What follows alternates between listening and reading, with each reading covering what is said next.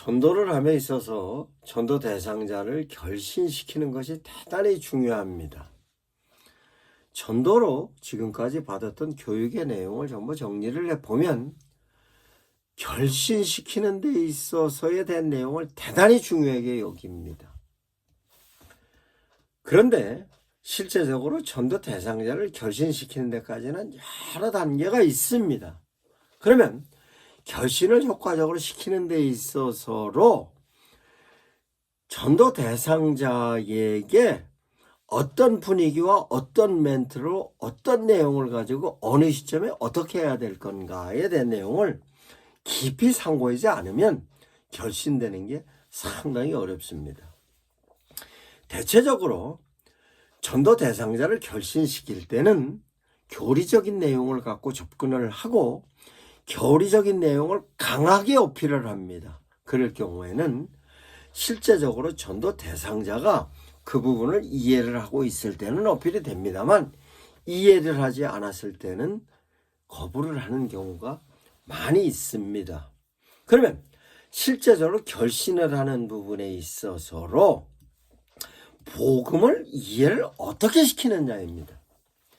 예수 그리스도가 나를 위해서 죽으셨고 그 예수 그리스도가 나를 위해 죽으신 걸 내가 신앙적으로 고백해야 됩니다. 그 고백은 내가 죄인임을 고백해야 됩니다.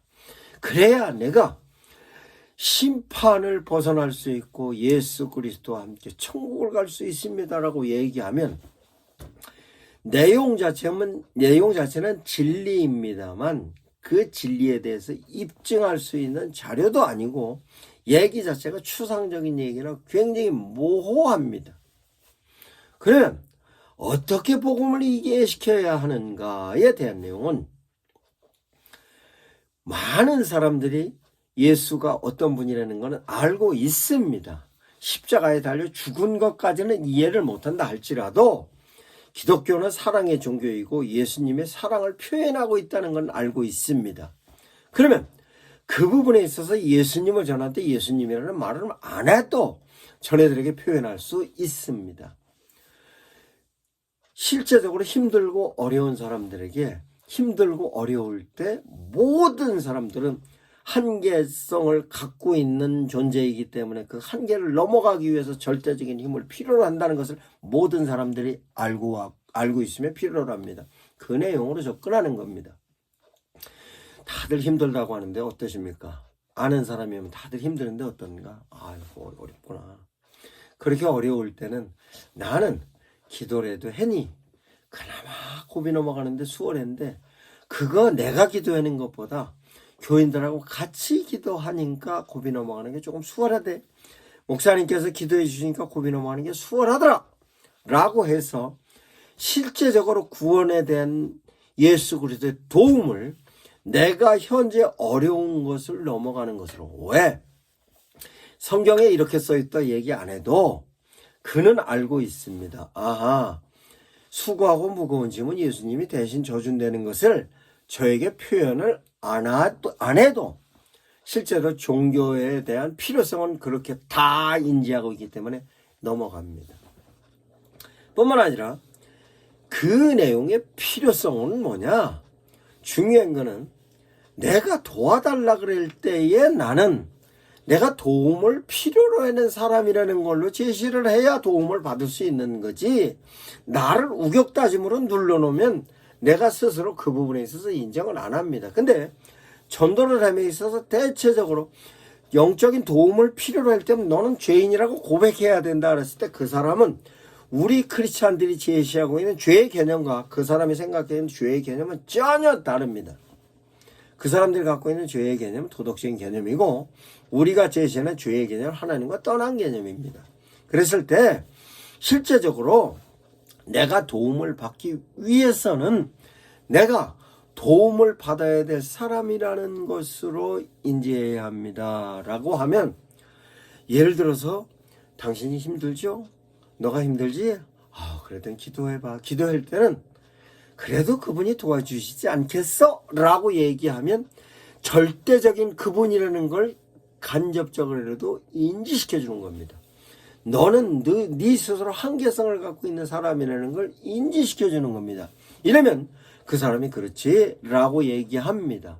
그때 내 혼자서 그런 부분이 설득이 안 되면 그 설득이 안 되는 부분에 있어서의 나의 도움을 줄 수 있는, 그 사람을 효과적으로 전도할 수 있는 이런 내용을 설명할 수 있는 전도 파트너와 함께 얘기합니다. 필요하면 소그룹을 함께 와서 그 얘기를 합니다. 참 다행인 게 이렇게라도 얘기했을 때 그 사람이 인지를 하면, 받아들이고 수용을 하면 다행입니다만, 그것까지도 무리에게 강요하지 마십시오. 강요하지 않고 자연스럽게 그 사람이 갖고 있는 부분에 있어 계속 힘들면 함께 기도합시다. 함께 기도합시다. 하면서 기도를 일단 시작을 하면 그 기도를 통해서 얘기하는 것이 효과적입니다. 기도하는 경우에는 그 사람이 기도는 하나님께 하는 걸로 알고 있지 자기 들으라고 하는 기도인 줄 모릅니다. 그러나 기도를 통해서 하나님께도 기도하고 있습니다만 그 사람을 들으라고 하는 메시지도 있는 것입니다. 그러면 실제적으로 그런 데 대한 내용을 하기 시작하면 하나님께 기도하고 있는 내용이기 때문에 숙지해서 듣습니다. 들으면 성령께서 역사하시면 그 사람의 마음의 변화도 일어날 뿐만 아니라 기도를 할 때의 그 내용이 내 혼자 가서 기도를 해주든 나하고 파트너를 형성했던 집사님이나 권사님이 기도를 해주든 아니면 구역원들이 와서 함께 기도를 해주든 기도를 했을 때 기도가 별거 아니구나. 예를 들어 다른 종교에 있어서 연부를 해놓는 거라든가 그네들이 절에 가서 여러 가지 애쓰는 부분에 있어서 정성을 다해서 기도하는 내용과 다르구나. 기도는 이렇게 실제로 내가 힘든 부분을 그냥 얘기 나누는 것처럼 나누는 거구나 라고 인식이 되면 실제적으로 수월하게 받아들이는 것입니다. 이런 데 대한 내용이 아주 어렵게 제시하는 것이 아니라 수월하게 보여줌으로써 제시하는 것입니다. 그러면 실제적으로 내가 어느 정도 어프로치의 기술이 있다 할 경우에는 충분히 이런 부분까지도 제시할 수 있는 것입니다. 그런데 반드시 중요한 것은 기도를 하는 부분이 됐든 내가 결신을 시키는 부분이 됐든 내가 저 사람이 부담스럽지 않은 쪽에서 제시하는 거예요. 그런데 그 내용이 기도까지 갔으면 실제적으로 효과가 있는 것입니다. 그러면 물어볼 수도 있죠. 어떻습니까? 기도라도 하니까 주님께서 도우신다는 믿음의 확신이 있으신가요? 라고 하면 이게 첫 번에 되겠어요?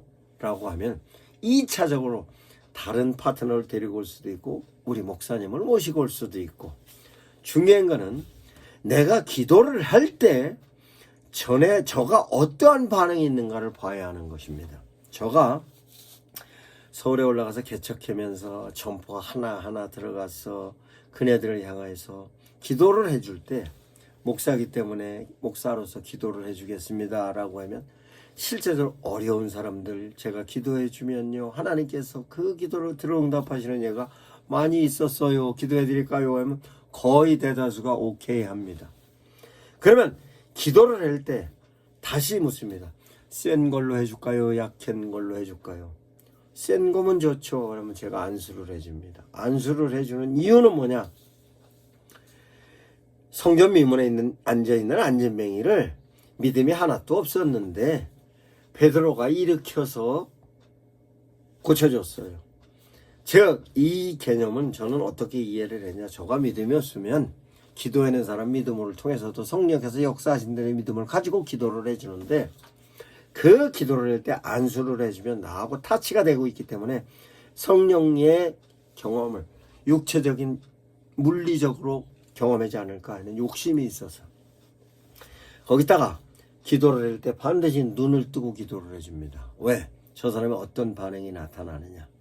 그렇게 해서 한 번 갔을 때의 기도와 두 번, 세 번 갔을 땐 다릅니다. 내 기도를 통하여서 하나님께서 응답받게 하시려면요 아멘 하세요. 아멘 하면 아멘을 합니다.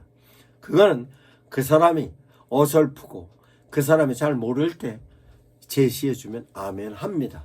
특별히 전도자가 전도 대상자와의 관계가 친구였으면 파트너가 기도를 할 때, 전도 파트너 권사가 기도를 할 때 아멘에 아멘에 하고 사인을 주면 그 사람 같이 아멘 합니다.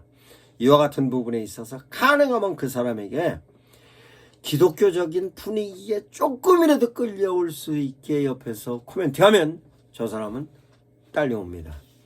실제적으로 현장에서 결신시키는 건 어렵습니다. 그러나 실제로 결신시킬 때는 어떻게 하냐, 우리 교회 초청받아 와서 목사님의 설교와 함께 교회 분위기에 실제로 빠져들게 하고, 교회에 한 번이라도 나오면, 아니면 목사님과 한 번이라도 만나면 목사님들께서 실제적으로 접촉을 해서 복음을 제시하면 대체적으로 받아들입니다.